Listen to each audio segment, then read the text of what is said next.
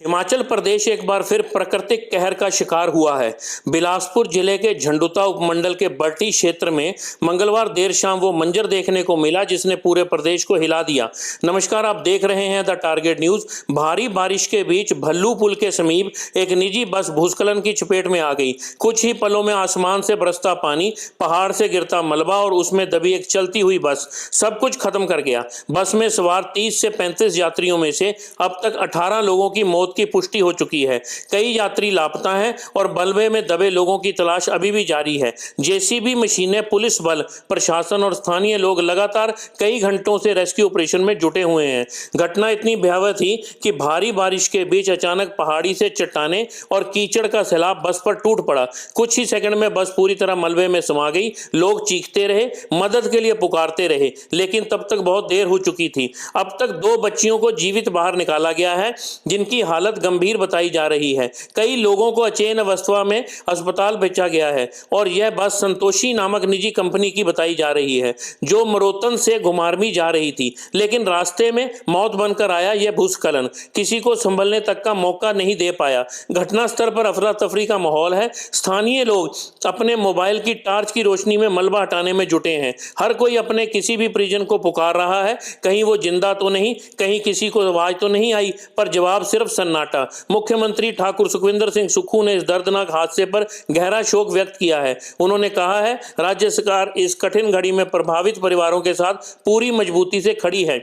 मुख्यमंत्री ने जिला प्रशासन को राहत कार्यों में तेजी लाने और घायलों को तुरंत उपचार उपलब्ध करवाने के निर्देश दिए हैं। वह शिमला से लगातार हालात पर नजर रख रहे हैं और हर पल जिला प्रशासन से संपर्क में हैं। वहीं उप मुख्यमंत्री मुकेश अग्निहोत्री ने भी कुल्लू का अपना आधिकारिक दौरा बीच में ही रद्द कर दिया है। वह बिलासपुर के लिए रवाना हो गए हैं। लेकिन सवाल यह है कि क्या हिमाचल की पहाड़ियां अब सुरक्षित हो चुकी हैं? क्या हर बारिश, हर बादल फटने और हर भूस्खलन के बाद हमें सिर्फ शोक जताना ही रह गया है? हर साल दर्जनों की जिंदगियां इस तरह मलबे में दफन हो जाती हैं, पर सिस्टम फिर वही सवाल पूछता रह जाता है, कहां चूक हुई? तेज बारिश और अंधेरा इस वक्त राहत कार्य में बड़ी रुकावट बने हुए हैं।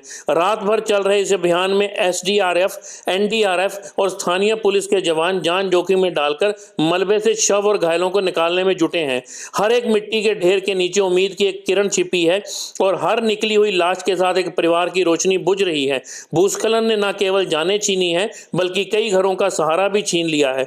बिलासपुर के इस क्षेत्र में मूसलाधार बारिश पिछले 3 दिनों से जारी है।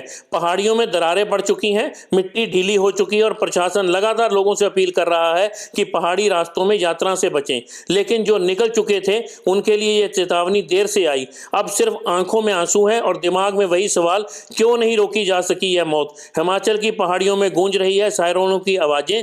मलबे में दबे हुए लोगों की तलाश अभी भी जारी है। कुछ हाथ उम्मीद से मिट्टी हटा रहे हैं, कुछ हाथ सिर्फ दुआ कर रहे हैं कि शायद कोई और अब भी जिंदा निकले। यह हादसा सिर्फ एक बस का नहीं, यह चेतावनी है उस विनाश की जो प्रकृति और लापरवाही के टकराव से जन्म लेती है। हिमाचल फिर रो पड़ा है और आसमान अब भी बरस रहा है। इस खबर को शेयर व लाइक करें ताकि हर किसी तक पहुंच सके सटीक जानकारी। धन्यवाद।